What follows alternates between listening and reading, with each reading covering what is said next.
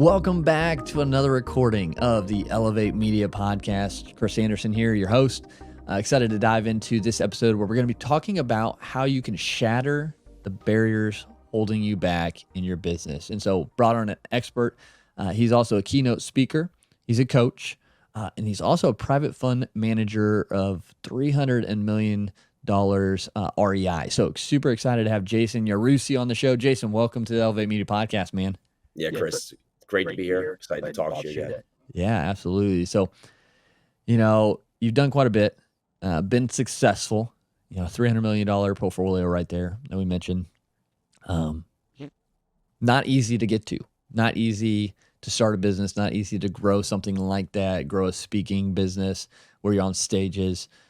So I'm sure you had your own barriers you had to shatter, right? What were some of those that you had to overcome to get to this level of success you're at now? Yeah, and this is a great topic because we think many times. I saw something the other day and it really spoke true. Is that like if you have a circle, right, and of that circle you look at like all the stuff you don't know that you don't know you don't know, right? That would be like 99%, right? And then of that 1% that's left, there would be the stuff that you don't know. Right. And that would probably be like 99% of that 1% that's left. And there's that 1% of stuff right. And so many times in life, we don't want to look silly anymore. Right. Like we're born, right. We learn all these things, we grow, we learn to speak, we learn these things, we go to school, we do these parts. And we've had these failures that kind of stick to us. They resonate, they kind of lead and follow us everywhere we go. Yeah. And today, as we've grown, right, most of us are out there into the adult world and we're going out there that we don't like where we are, but we're too scared and too fearful to take the next step to where we want to be because we don't want to face this, this opportunity or potential of failing again, right? So what do? We sit in this basking of just someone we don't want to be, but at least it's safe, right? Like, well, I don't like it, but it's better to be where we are than the chance of having failure. Yeah. And many times when we really go outside of our comfort zone, we're not truly jumping in, right? Like it's like when you got on a bike and you're just a kid, like you just go and like you fell and like you got back up and you did something else, right? And you're like, oh, okay, that wasn't good, like, but I'll just go do it again because like the energy's there. You try it, you want to do something, you want to do what other people are doing. But here, you're stepping outside of what most around you are doing, right? Most of your friends that you grew up with, went to college with, did all these other things with, they had this pattern, right? They do this thing, go to college, finish high school, do something, you go get this job, you grow and grow with that company, right? At some part, potentially you'll get promoted or you'll move to another company where you can level up there.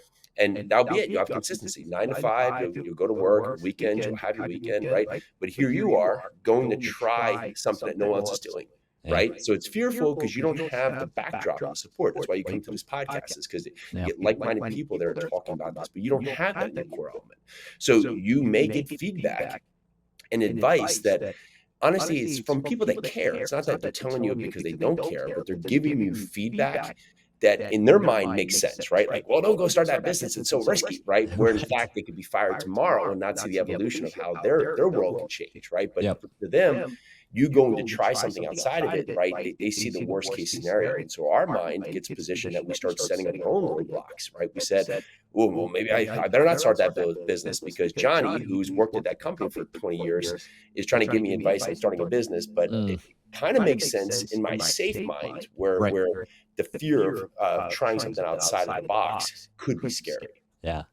Yeah. So, and that's true. Like we have that, fight or flight mentality kind of thing. And we've got to decide, what's going to be best. And you really have to, kind of overcome some of that, because there's a lot of risk to get to the levels that you want to get to. What was your biggest, I guess, barrier you broke that like you had a lot of fear that you had to pump yourself up to be like, all right, I'm doing this, or business outside of business. What did that look like for you? So our first large real estate investment was a 94-unit apartment building in Louisville, Kentucky. And we went from, buying some houses to buying a 94-unit apartment building. And it was that barrier where I didn't come from a family of money, right? I really wasn't surrounded with people with money. I didn't know the idea of large investments. So that building at the time was just under $3 million, right? Today, we've grown. We're buying buildings that are in the $30 million range. But at that first part, when you go from not having money to say like $3 million, it Mm-hmm. seems like light years away, right? Right. And so the way to make it actionable is that we started breaking down the steps, right? Because Uh-huh. so many times we look at the goal, but the goal is so far from where we are that we never start, right? Because it's too scary. But if you Yep. look at it and say, okay, well, if I want to buy this apartment building, what's the first step I can take? Well, okay, I can find a mentor, or I could say, what market do I want to be in? Or I could say, what kind of building do I want to be in? Or I could learn underwriting. You can do all these steps that start to give you the momentum and Yeah. start to give you confidence. And where we miss is that, in today's world today, we just see the end result for most. And so it makes us less confident in ourselves because we say, Right. well, I'll never be able to get $1 million in the bank, or I'll never be able to go lose 30 pounds, or I'll never be able to go start a business that, can employ 20 people, because you're starting at that, right? You're not starting Mm-hmm. at the first step. Like, okay, if I want to start a business, like what business, what concept, where, right? Yep. Like, who's my customer, right? These things that start to give you positive momentum. And when I started to build really the track from where I was to where I wanted to be, it started to build and bolster my confidence. Now, it wasn't like, okay, I know how to do everything. No, I didn't. Like, there was, still today, we're always learning, right? Yep. But that gets back to the first thing we said, right? I didn't know what I didn't know. So the steps I took, right, it led me to learn questions, because Mm. usually we're looking for an answer, but we don't know what question to ask. So how Yeah. are you going to get an answer if you don't know what question to ask? Yeah. So the actionable steps, of the little steps, right, for whatever you're on, right? So anybody listening today, like, whatever path you're on, you're going to go, and you can either sit there and do nothing, and you'll probably get nothing back and not learn nothing, or you could take a step and probably going to get three results. One, it's the wrong steps. You're like, okay, I learned, don't do that again, right? Two, it's kind of in the right track, but it's not 100% right.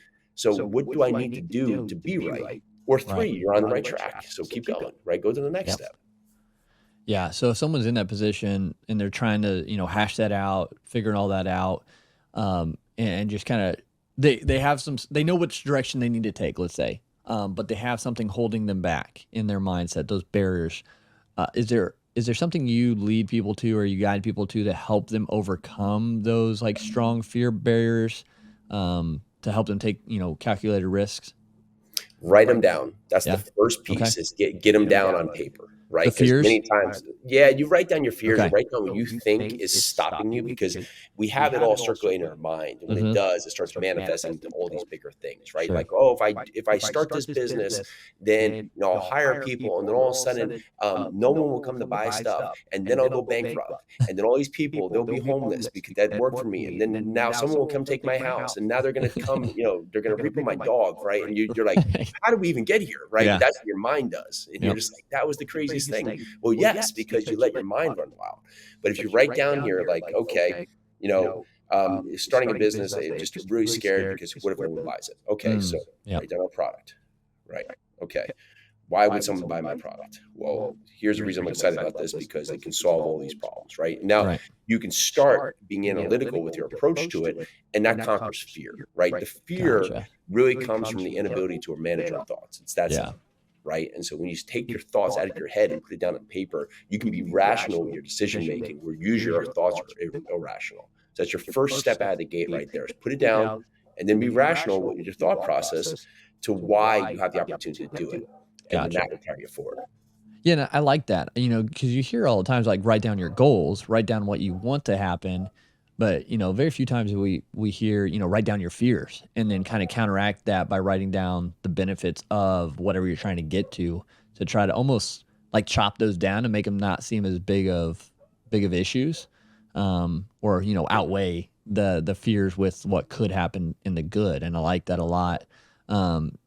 So I'll when you're give you doing two that, more pieces to that, is that yeah, sometimes you don't know what you want. And when you don't know what you want, a good solution to that is write down what you don't want, right? Because so many times, like, well, I can't really figure out the goal of where I want to go. Well, write down what you don't want. Okay, you're tired of barely having any money in your account. You can't make rent, right?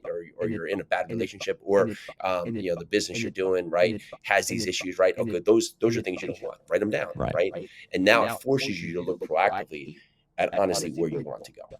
Very yeah. helpful to that. Yeah, I like it because that almost kind of like the reverse engineering kind of thing, sort of, is huge. And with that, so writing down, I think is like just what you just mentioned is huge and a great great starting point. So as we're writing these down, how do we stop that inner voice, that inner voice of safety, from taking control again? You build back the goal into small actions. Okay. Usually we outpace our ability to get things done, right? It's like Yeah. we have a to-do list, there's 700 things on the to-do list, and you Right. get 6 of them done, and the next day you have 840, and you're just like, and when you look at that, you say, okay, well, for what I want to do, what are the 3 most important on the list, right? And if you just got rid of everything else, right? The 3 that matter for my business today, right? There's going to be 3, right? There's going to be a Yep. couple that are going to carry you to the next day that are so important and carry you forward. Do those 3 first thing out of the gate, and then give yourself a win for it, right? It's that simple, because then you get to the next day, and the next day you say, okay, what are the 3 most important things? Because Yeah. now it becomes manageable and becomes actionable. We usually we put so much on there because we think we have to do everything at once, when really we probably are going to accomplish the stuff that's easy, Mm-hmm. and that's like the low hanging fruit, and it doesn't really move the business forward. It might make us fulfilled, or we might feel overwhelmed and do nothing. But if you put 3 things down, like all of us, anybody here, you can find 3 things that you can get done within 15 minutes a day. Yeah. And now you look at your day and say, okay, well, I had 800 things that I thought was going to take me 2 weeks, and now I have 3 things that I could get done during lunch. So Yeah. now you go to your 9 to 5 at lunch, you go kick out these 15 minutes, and now you've just crushed your day in 15 minutes. I know Yeah. everyone can do that here. Now For tomorrow sure. do the same thing. Doesn't sound like a lot, but when you think about the evolution of growth, Mm-hmm. if you do 15 minutes, just say 5 days a week, not even on the weekends, right? 15 minutes every day, you can commit to that, right? Compared to waiting for a month, 2 months, 3 months to get that 4-hour block that's never going to come. Yeah. What's more beneficial to you and your business? It's going to Yep. be the consistent growth, the consistent action.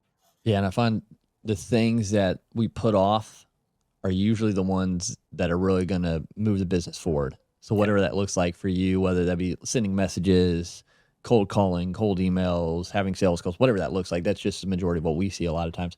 Like we put those off to do everything else that we think is important, but in our mind, it's just because those are easier and safer to do. Correct. Well, let me go pick up stamps. It's like, what are you picking up? Like, no, come back here. Let's do the, Yeah. let's do the hard work, because Yeah. that's where you grow. You like, Yeah. you grow through what you go through, as they say. Yeah. And there's Yeah. that part here is that the difficult parts, right, that you haven't done are what keeping you where you are. So it's a hard thing. Like, and guess what? Like, it's not all going to go right, but that's okay. Could you imagine a world where everything went perfect, right? Right. What would we get from that? Yeah. Right? It's like I think of like people are like, well, San Diego would be like so great. But like, imagine everywhere was just 75 and sunny, right? We would never appreciate it, because we'd be like, Right. oh, it's just another day. It's Yeah. 75 and sunny, right?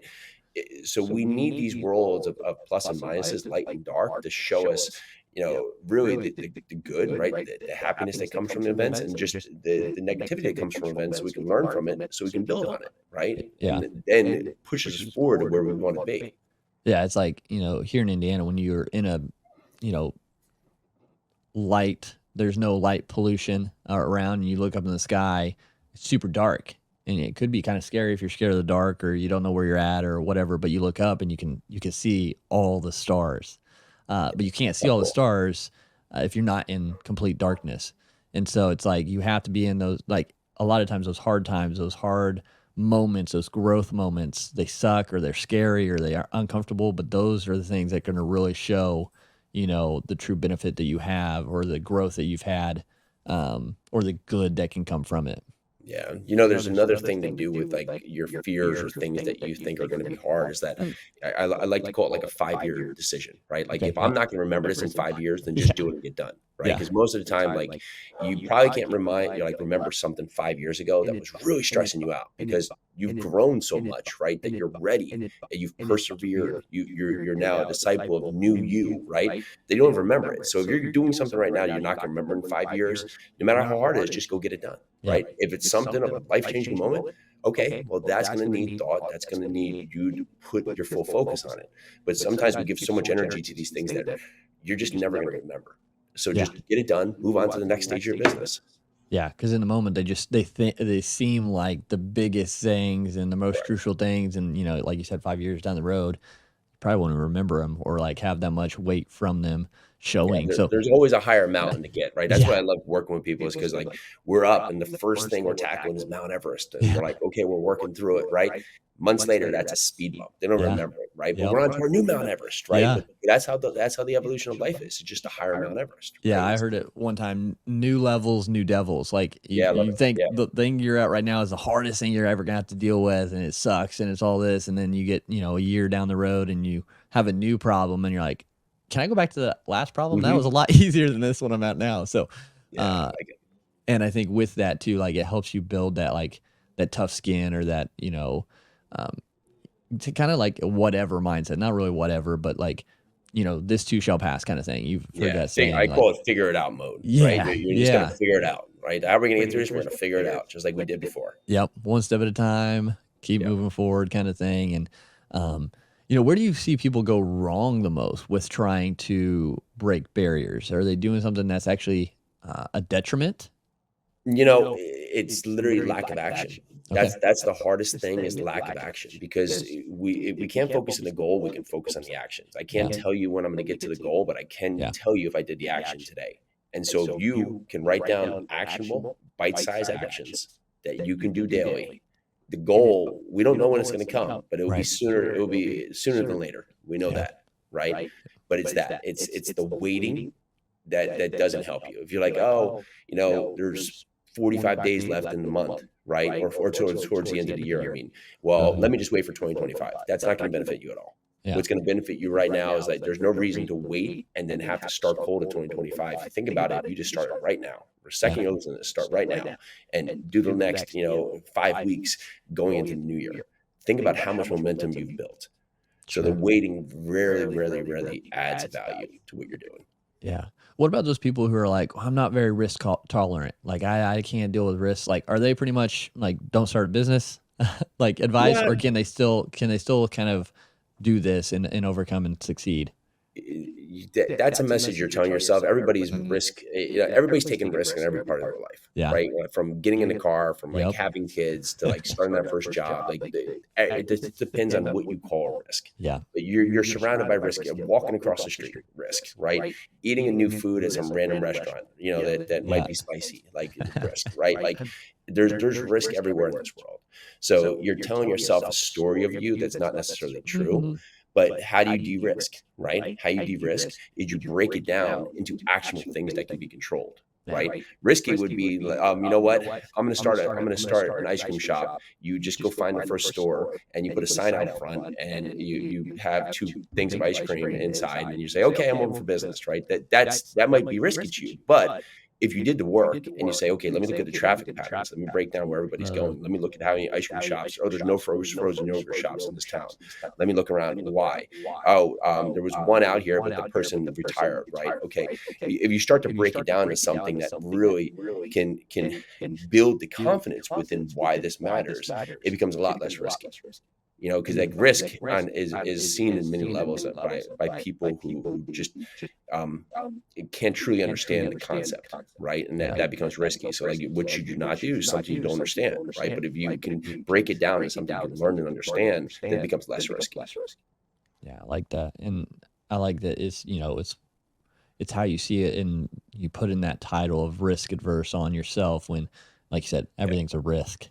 Just how you see it in the title you give it. And I think it doesn't matter, whatever political climate we're in, there's still risks, there's still ups and downs. You still have to navigate all of that. And same with business. Like, you're going to have ups and downs. It's going to, fluctuate. Your portfolio, your real estate portfolio, I'm sure it fluctuates. When you choose, because I know you're multifamily, right, with your real estate, did you choose multifamily because you saw it as less of a risk, or was there something else about it that you liked, which is why you chose multifamily?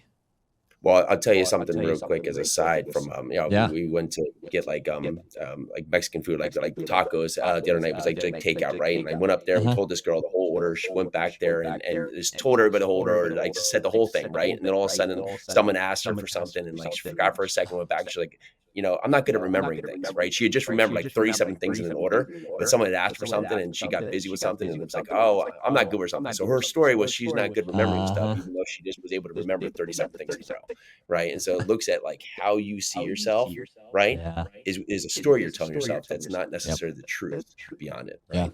So, and then from the real estate side, honestly, we started looking at things that were doing good, but they weren't doing great, and we couldn't Okay. go and scale, right? So I came Sure. upon multifamily, and multifamily stood out because I had businesses before, and I had seen small and big, right? And many parts, you're doing the same work, and big seems riskier when in fact it actually gives you more leverage points, right? And more Sure. economies of scale. So if I have a 4 unit building or a 100 unit building, right? Everybody would say the 4 unit is less risky. Well, if I'm, 4 units and two are occupied, I'm 50% occupied, right? If Yep. I'm 100 units and I'm two vacant, right?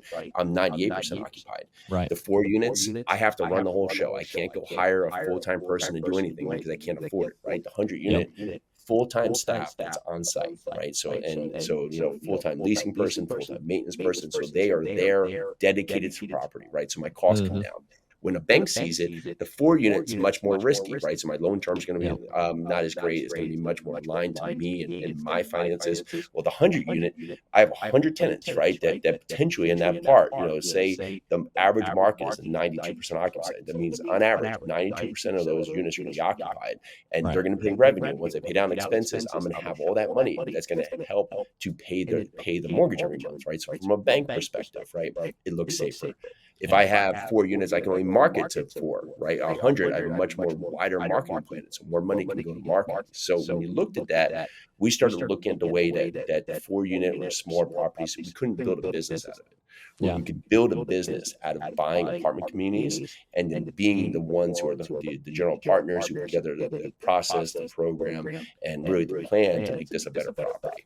Yeah, and I've always been curious with that, like, because it is, I mean, that's a big barrier to entry. There's more investment to get the property. To do that, if you're starting from nothing, most likely you have to have other investors in it, correct? To partner with you. Yep. And Okay. I'll give you a proof of concept of how Yeah. we did that. So I went back. So they usually say like if you find a great deal, the money will come.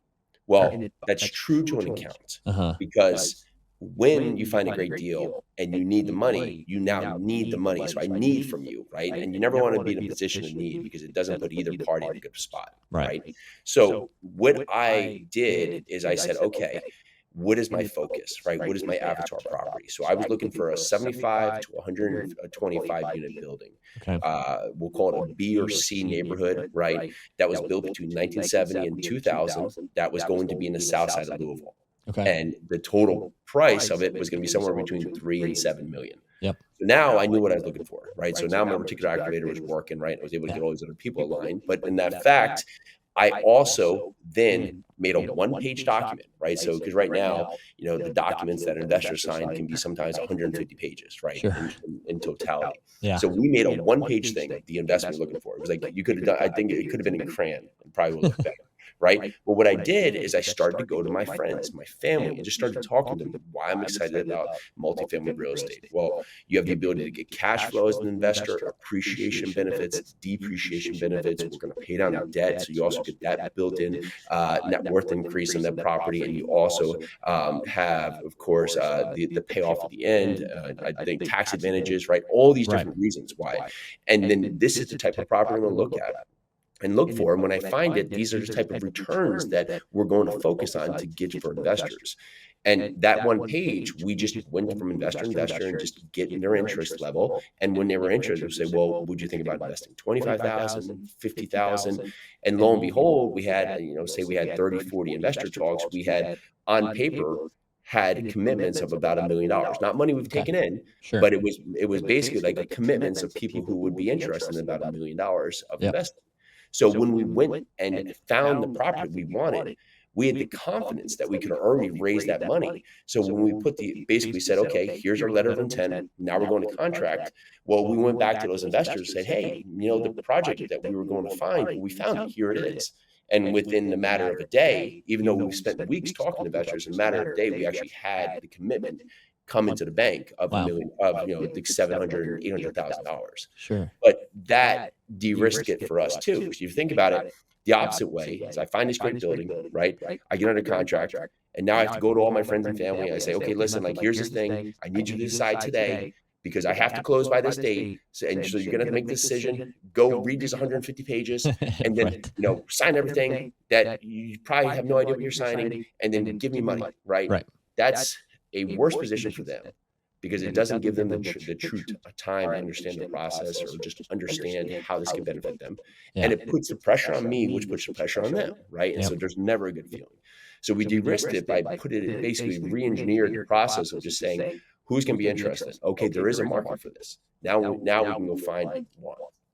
I like that. And so you kind of lowered all those barriers for entry for that investment. Now with that, I'm curious, and I don't know what you can tell me on this, but like how do you make money? How do you make a profit from investing in these? Because I feel like you have your investors, you have, maintenance, you have all the fees, the taxes, all this stuff coming that you have to pay in these properties. How do you actually make money with multifamily? And I'm asking this from a place of curiosity because this is Sure. something would love to do in the future. And I think it's again another risk barrier you have to get out of the way. As part, the majority of our projects are through something called syndication, where we'll find one property, and that property will be the one that we're bringing investors into. So they're going to know that and have identified the property they're going to invest into. Okay. They're going to come in as the limited partners, and we're going to be the general partners, meaning I'm going to run the team, run the plan, run the process, sign the loan, all of those parts. Gotcha. For that, I will make a fee, typically an acquisition fee.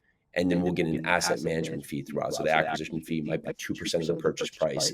And then we might get 2% of the revenue collected each month. Okay. Now, past that, we're going to invest ourselves into the deal, but we're also going to get a promote, meaning that the investors themselves, they're going to have 70 or 80% of the deal, right? There are a ton of investors putting in there. And then we're going to have 20 or 30% of the deal. And that's going to be our promote of additional cash flow or revenues come out there. Okay. But to entice investors and to make sure that it's aligning, right? They're putting in the lion's share of the money. We're going to give them a preferred return, which means there's no guarantee, right? There's no guarantee of anything, but of the first revenues that come out each year, we're going to give them a certain percentage return before we get any part of the split. So at times it's like 8%. So they're going to, if they put $100,000 in there each year, we're going to give them $8,000 of returns as available before we see any split of the funds. Okay. And so that aligns on interest. And the way that we create those is that we hopefully buy it at a great basis, right? So it brings us into cash flow day one. We make strategic improvements on the property, right? So from moderating the expenses to everything from going in there and looking at ways to sometimes even have marketing, right? Sometimes there's no website, no sign, right? As simple as that, right? At other times it could be exterior improvements, everything from roofs to landscaping, then to interior improvements would be unit renovations that will alter units to match the market. Right. So we'll look at those parts. And over the course of the business plan, sometimes 6 months, sometimes, 18 months, it takes us to do the renovation play. That will allow us to hopefully lower our bottom line or increase our bottom line by reducing our expenses at the same time driving up revenue. Okay. So, theoretically you have a 100 unit place, we talk about 1 to 7 million or whatever on average. What could someone think or bring in per month, as their kind of profit or things? Is there a rough estimate you could for people to understand? So you're typically going to get from let's say an LP investor, right? So as an LP investor has $100,000, you're probably going to get somewhere between 40 to 50% of your entire return on the project from cash flow, from monthly cash flow. And then the other 50 to 60% is going to come from the profit of the sale at the end, right? So if you put $100,000, our aim is about $8,000 a year, right? So you're getting that pad that will come in there about $8,000 a year. So about $650 you're going to get per month on investment. But at the end, right, the course of that, if we hold it for 5 years, then you're going to get on the back end about another $50,000 to $60,000 from profit on top of your return of capital. Okay. Our goal is that we look for returns that over the course of 5 years that for simple math, if someone gave us $100,000, we would look to get about double their money back, or 1.7 to 2x multiples. So about Okay. 170,000 to 200,000 in total, including their original investment return to them. That includes the profit from the sale and the cash flow year to year. Okay. So if people listening to this are like, oh, if I invested in real estate, I'm only making $600 a month. Like, is it worth it? Like, what's the bigger picture? Like, Yeah. how does that help someone build the wealth that you hear people are like, get into real estate, do this? How does that help you actually build their wealth when you're only making 600 a month from Yeah, this so big you project? look at a fixed asset here Mhm. that's a real asset that you get that. So 600 a month doesn't sound great, but if you start to invest in multiple projects, right, you start to build that up. The same part, you get the profit in the back end. So you have your money in a fixed asset that's not going to go down, based on the news in the stock market. You're not going to Mhm. lose value because it's fixed, right? It's a real Yep. asset. Yep. And over the course of this, you put $100,000 in today. In 5 years, the goal will be around 200,000 or 170,000, which is Yeah. about 17, 16, 17% return, right? Yeah. So it definitely outpaces the market. But for many, right, there's other things that come in there, right? We'll do a cost segregation study, meaning that we'll drive forward the depreciation on the asset. So people will, even though they're getting the cash flow each month, they're going to get a K1 that's going to show a paper loss. And so sometimes you'll invest $100,000 and maybe on your K1 for the first year might be negative 40,000, right? And so Yeah. that's not because the building's losing value, it's because we forced the depreciation forward into buckets that usually will get paid out between the first 15 years, right? Gotcha. So with that gives people that have high tax consequence, it starts lowering their basis. So it now takes back some of the other tax hit or tax obligations that they have from other things, right? So it helps them in multiple capacities. So the money they're earning is now compiled or compounded because they also have these tax benefits from the cost segregation study. Gotcha. And if someone wanted to invest in something like this, what's the lowest kind of in they could do as far as like a financial investment? So there's very different platforms out there. We do basically a Reg D offering, a 506 C or 506 B. Okay. We typically at first we started out $25,000 minimum, and then we moved up to $50,000 or $100,000 depending on the project. But there's Reg A offerings. There's other ones out there where people can get in for $100, $100,000, Oh, wow. right? So, but there's like a lot out there that are of opportunity. Many times you will have to be accredited. But if you know the person and you have a pre-existing relationship with the person, you can also invest into, we'll say, a 506B that allows for non-accredited investors too. Okay. So, it just depends on the offering. So, with you, with people that are looking to get some part of real estate or other parts out there, Yeah. right? I typically say, don't put everything into it, right? So in Sure. use case, there's a ton of different things that are great for wealth building, right? But having 10 to 20% in real estate is always a great place as long as you're into good projects with good operators. Yeah. So where could people look for that? Like if I was looking to get into it, Yep. and have a small chunk of my investment in that, where'd be a good place to start besides talking to you, obviously? Yeah. So I'll give you our website, but I'm gonna give you a couple others, right? So, Cool. ours is yarusiholdings.com. You come there, you can talk to our team, ask questions, right? No obligation, just learn more. Sure. You can go to others. There's like Realty Mogul, there's Crowd Street, there's Yield Street, right? There's these other larger aggregator sites that you can go onto.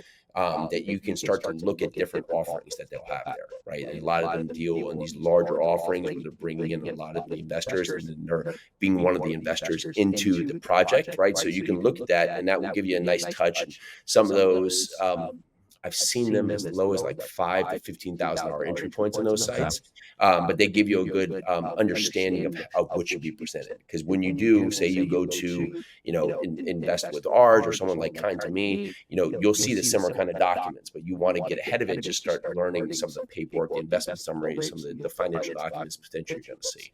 Gotcha. So would you guide people to do the invest side, just putting cash into the deal, or go the direction and kind of setting up the deal and owning it? Which is Yeah. more, I guess, wealth building? It honestly comes down to you. And it Gotcha. gets back to that part of readiness, right?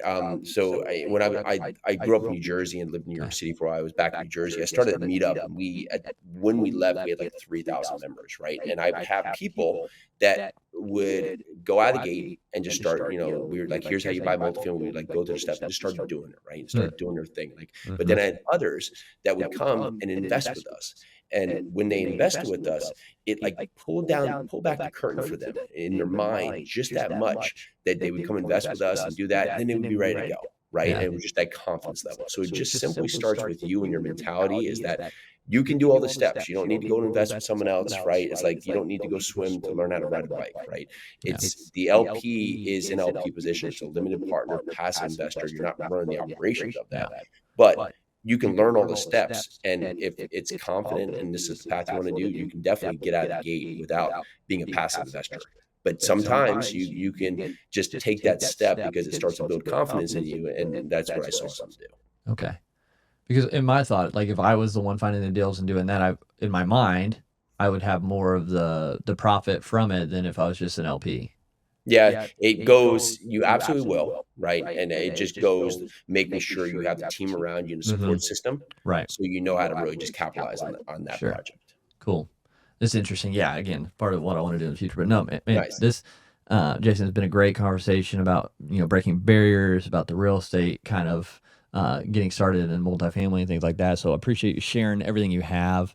You mentioned your website. Is there anywhere else people can connect with you, ask questions, or just follow you? Yeah, so you can go to Live 100 podcast, Live 100 with Jason Yarusi, and also Jason Yarusi at Instagram. Awesome. So yeah, everyone, make sure you get connected with Jason, check out what he's doing, continue to learn from him, especially to shatter those barriers, those beliefs that are in your mind that might be false. And then if you have any real estate questions, for sure, check out him and his team. And again, Jason, thanks so much for being on the Elevate Media podcast today. Yeah, thank you for having me, Chris. Absolutely. And everybody, make sure you share this with anyone who might have some barriers that need shattered to help them get to the next level in business and life, because we can help more people when you do that. But until next time, continue to go out there, continue to elevate your life, elevate your brand, and we'll talk to you again soon.